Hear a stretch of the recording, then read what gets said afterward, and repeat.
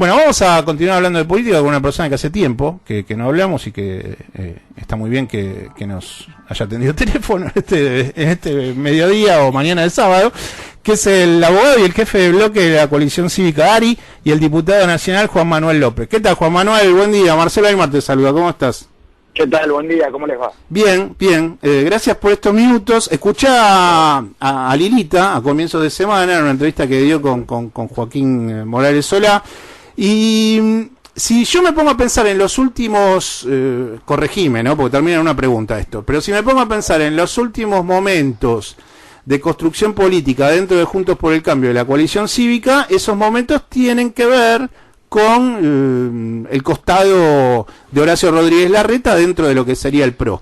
Y el otro día me extrañó porque Lilita Carrió en un momento dijo: bueno, hay candidatos que no se juegan, es textual esto, Juan Manuel, hay candidatos que no se juegan, como Horacio, que no habla de la deuda. Ahora digo, más allá, y va la pregunta, más allá de no hablar de la deuda, lo que me parece, y creo que tiene que ver con lo que quería preguntarte, que Horacio, más allá de no hablar de la deuda, no habla con Macri para decir: Macri, ¿vas a jugar o no vas a jugar? Bueno, eso ya, ahí no me animo a opinar, ¿no? Es un tema de ellos, son un partido político, por supuesto, dentro de una alianza en la que integramos, que es Juntos por el Cambio, pero tanto Horacio como Mauricio Macri, como otros candidatos, verán si lo deciden adentro del PRO, si va a tener más de un candidato, o si tienen varios. Yo soy muy respetuoso en serio de Mauricio Macri. Me parece que no me gusta hablar de si va a ser candidato o no, porque él aparte pidió que no hablemos de eso, que lo va a decidir él. Y respetarlo de verdad, como creo que no lo hacen muchos de su partido, es dejarlo que él con la sociedad decida si va a ser candidato. Así que yo no le preguntaría, lo dejaría que lo medite, que lo decida y que lo vea en todo caso con la gente, porque no somos los políticos los que decidimos si otros políticos son o no son candidatos. Es la voluntad de esa persona y su relación con la sociedad en un momento determinado.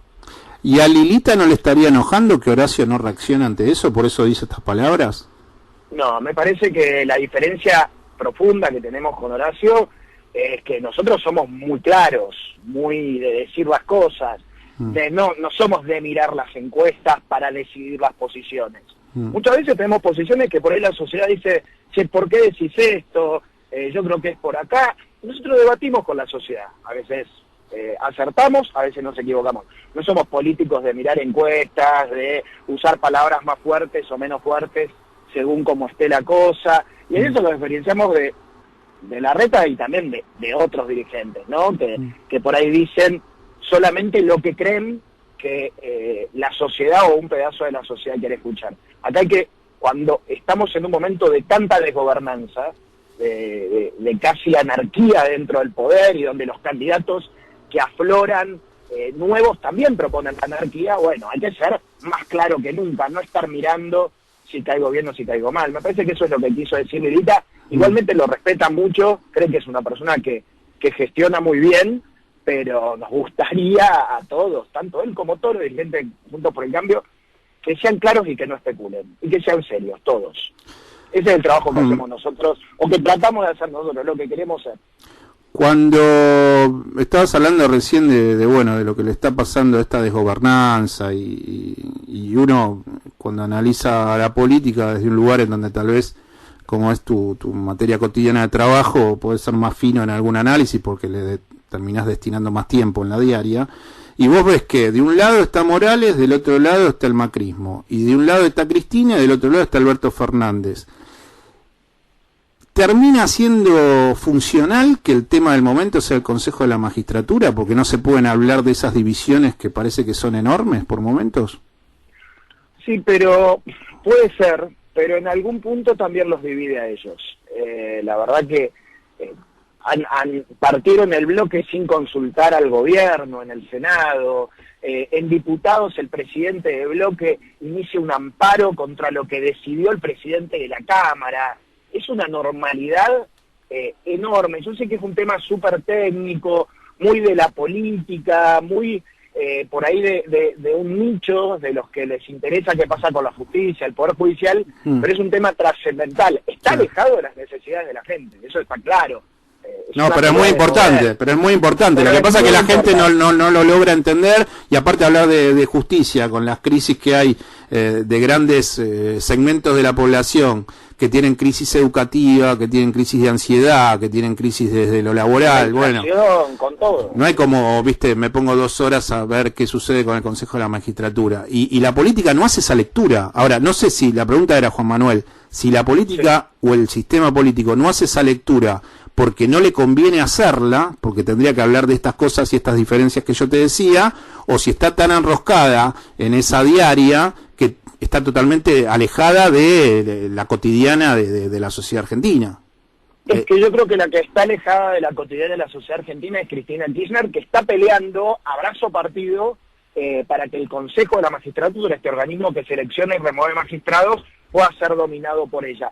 Y nosotros, por más que en el medio tenemos que señalar otras cosas, tenemos que señalar la inflación, la inseguridad, la falta de empleo, la falta de rumbo, en definitiva, no podemos desatender que Cristina está atacando ese lugar, que lo quiere poseer y dominar, y lamentablemente tenemos que entrar en ese juego, porque si no se pierden muchas cosas a futuro muy importantes.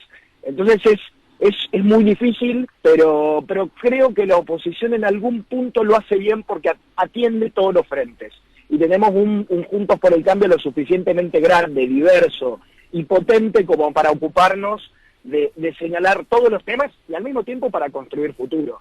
Porque muchas veces la sociedad nos ve impotentes, porque dicen hagan algo y mucho desde la oposición, más que evitar más daño no se puede hacer, lo que estamos haciendo es tratando de construir el futuro para dentro de muy poco. Parece una eternidad, pero en un año vamos a estar eligiendo las candidaturas, cerca de votar y ya sabiendo muy posiblemente quién va a ser el próximo gobierno de la Argentina.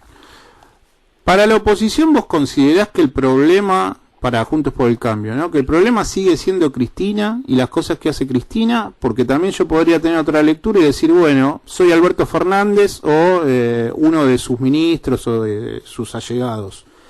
Y como la oposición está pensando en la misma lógica del 2019, que el problema es Cristina, que la culpa es Cristina, que todas las cámaras y los flashes se los lleva a ella, yo, Alberto, sigo gestionando, sigo generando política, sigo tratando de llevar adelante ciertas ideas que sean contener la inflación, de generar más empleo, y de repente tal vez un carajo no hay 2023, como dijo Alberto Fernández esta semana. ¿Lo está manejando eso la oposición? ¿Cómo ves ese manejo? El problema no es solo Cristina. Cristina es perversa, pero Alberto Fernández es un inútil. Eso está claro, él no gestiona, él está paralizado. Si yo a Alberto Fernández le sacara a Cristina Kirchner de la escena, yo no me lo imagino siendo un buen presidente tampoco. Me parece que un tipo que no tiene rumbo, que le dice a cada uno lo que quiere escuchar, que se muestra totalmente impotente frente a todas las situaciones, no es un buen presidente. Y insisto, Cristina agrava la situación, pero el gobierno es pésimo. Nunca hubo tan malos ministros en la historia de la democracia, incluso del PJ. Cristina tenía ministros más competentes que los de Alberto Fernández. A los de Alberto casi que no les conocemos los nombres y son personas de tercer o cuarto nivel en la jerarquía de lo que puede ser la política que uno conoce del Partido Justicialista. Es un gobierno profundamente mediocre. Bueno, te lo tomo tal vez en el caso de Santiago Cafiero, pero digo, Culfas para mí es mejor que Devido. Bueno, sí, ahí estamos por ahí justo comparando el peor ministro de Cristina, ¿no? El más ladrón, pero... O Catopodis no tiene un López, ¿no? Bueno, ahí... Sí, hay menos corrupción, eso es cierto, pero la verdad que es bastante mediocre todo lo que tenga que ver con los ministros de Alberto Fernández. Yo no veo un solo logro, no veo un solo ministro que se destaque, no veo un solo ministro que tenga peso político, un ministro que pueda salir a defender al gobierno, no hay voceros. Pero Juan Manuel... Aníbal Fernández, sí, que tenía otro peso en el gobierno de Cristina, más allá de que es un mafioso insoportable, hoy no tiene el más mínimo peso ni la más mínima consistencia, ¿no? Pero Juan Manuel, cuando yo te escucho, digo, ¿y cómo hace Juan Manuel después para, si tiene que en algún momento, si es gobierno a partir del 2023, si cumplís algún cargo dentro del Ejecutivo, a sentarte a hablar con Aníbal Fernández, por ejemplo, que pasó a ser ministro de Seguridad de la provincia de Buenos Aires, no sé, digo. No va a haber que hablar con Aníbal Fernández, van a estar totalmente fuera de la agenda pública ellos, pero si hay que hablar con algunos, se hablará. A mí me ha tocado hablar con algunos funcionarios del gobierno. Porque las escaladas son muy altas, por eso te decía, Juan Manuel. O sea, las escaladas son muy altas, pero uno trata de ser muy respetuoso y la verdad que lo que digo es lo que piensan, yo creo que enorme parte de la sociedad. Después, si nos toca sentarnos a hablar por un tema concreto, a mí me ha tocado hablar con el ministro del Interior en alguna oportunidad y con mucho respeto pudimos ponernos de acuerdo en cómo iban a ser las elecciones el año pasado y se cumplió. Lo que pasa es que con este gobierno en cosas muy básicas solamente no se puede poner de acuerdo. En el resto, lamentablemente, se hace muy difícil. El 1 de marzo, el día que Alberto Fernández dio el discurso de apertura de sesiones ordinarias de la Cámara Alta y la Cámara Baja, ¿vos te mantuviste en el recinto o como hizo Facundo Manes o te paraste y te fuiste? Me mantuve en el recinto y además pedí que nos mantengamos en el recinto. Me parece que no hay que darle excusas al gobierno, que el presidente decía cosas muy duras, pero había que escucharlo. Mauricio Macri también decía cosas muy duras cuando se sentaba en ese lugar, sí. Y a mí no me asusta poder quedarme ahí. Creo que además no ofende el que quiere, sino el que puede, y Alberto Fernández no está en condiciones, por lo menos a mí, de ofenderme, y me parece que era importante mostrar que uno está ahí, que los enfrenta y que no les tiene miedo. Y eso comenzó a ser como si fuese un paralelismo, el acuerdo del Fondo Monetario Internacional para el Frente de Todos. Ese momento terminó siendo como una especie también de algo similar dentro de las fuerzas políticas que componen Juntos por el Cambio. ¿Cómo lo ves a un mes y medio de haber pasado ese hecho? Creo que hicimos bien en votar el acuerdo con el fondo, que quedó demostrado que era la posición más razonable, incluso en todos los dirigentes del PRO, que al principio por ahí tenían más dudas, hoy defienden esa posición. Lo he escuchado a Mauricio Macri abiertamente defenderla, y que ahora le toca al gobierno demostrar con las herramientas que tiene una posición responsable, pero que les toca a ellos gobernar. Y es importante que se muestre que es que ellos son unos inútiles, que ellos son unos poco competentes, y no que nosotros no les dimos una herramienta que les faltaba y por eso tengan la excusa de que no pudieron tener una gestión más o menos decorosa y digna que le traiga cierta tranquilidad a los argentinos. Todo lo que pase es responsabilidad de ellos, porque la oposición las herramientas que necesitaba se las dio.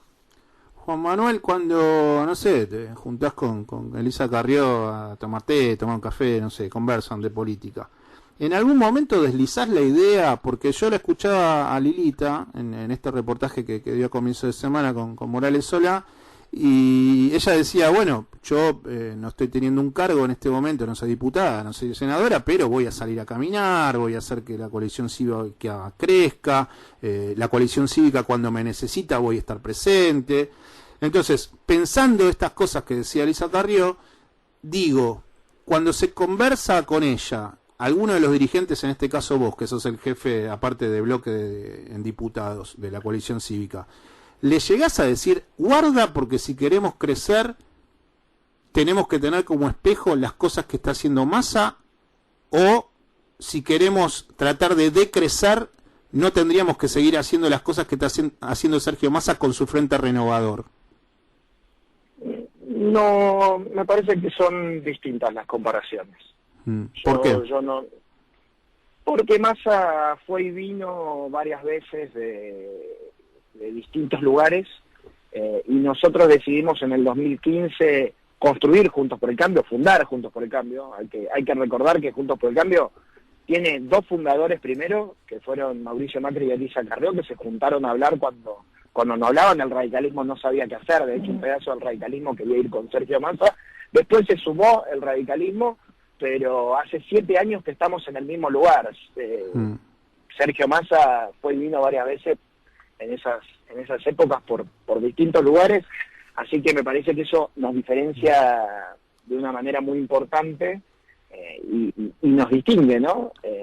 Creo que nosotros además en Juntos por el Cambio logramos preservar una identidad, cosa que Sergio Massa tampoco pudo. Él tiene una identidad muy desdibujada ya en la sociedad y adentro de su fuerza política. ¿Te resulta conveniente acompañar hoy el tractorazo o no? Me parece que hay que acompañarlo, sobre todo después de algunas... ¿Yendo? ¿Vos vas a ir? Sí, voy a ir a Plaza de Mayo a acompañar al sector que creemos que es más dinámico de la economía argentina, que el kirchnerismo vive ofendiendo hace años, que no termina de entender, que están rodeados de prejuicios contra ellos y que los tenemos que acompañar para que se puedan manifestar en paz y para que no haya ningún exceso, en todo caso, del kirchnerismo ni ninguna provocación. Me parece que es importante estar ahí. La última, ¿Martín Guzmán es el mejor ministro de Alberto Fernández? No lo creo. No lo creo. Es, en todo caso, el ministro de la deuda que logró hacer un acuerdo con el Fondo Monetario bastante tarde. Algunos dirán que es malo, otros dirán que es bueno el acuerdo. Yo creo que un acuerdo, digamos, ni bueno ni malo. En todo caso, lo que debería ser bueno o malo es el programa para sacar a la Argentina adelante, y eso Guzmán no lo puede, hasta ahora no lo ha podido demostrar. Es un ministro, si lo tuviera que calificar, le pondría un 4 muy rasposo, ¿no? Aprueba en los solamente y muy mal en los objetivos que se puso, pero después no en dar un plan de desarrollo para la Argentina. Está bien, o sea que todos los demás tienen un 3. No sé, algunos tendrán un 6. Pero, bueno. Pero no veo mucho más. Juan Manuel, te mando un abrazo, gracias. Hasta luego. Chau. Gracias, chau. Quien está hablando con nosotros era Juan Manuel López, jefe del bloque de la coalición cívica ARI, diputado nacional.